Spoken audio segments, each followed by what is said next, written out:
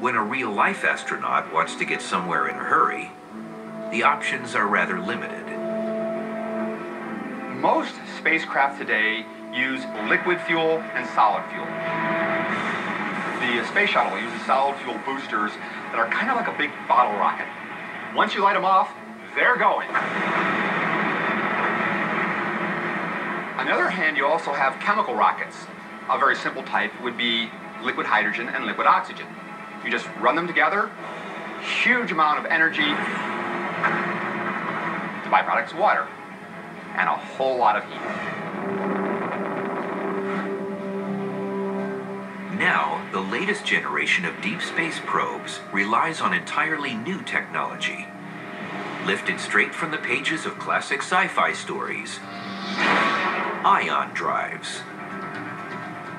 This is where you basically take atoms, strip off a few electrons, and you end up with a charged particle.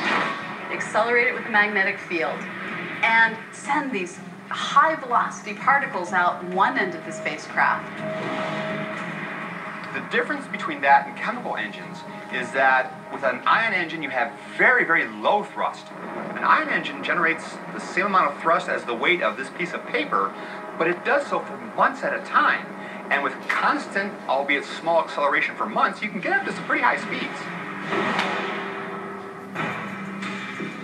NASA's Dawn spacecraft is using ion power to close in on an encounter with Vesta and Ceres, two of the largest objects in our solar system's asteroid belt. One of the things that makes ion drives so powerful is they have the most effective use of fuel. And in space, there's no friction. There's nothing to slow you down.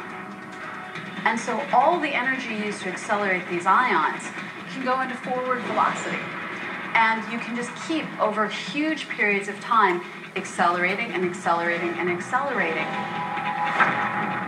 Traditional chemical rockets burn fast, loud, and hot.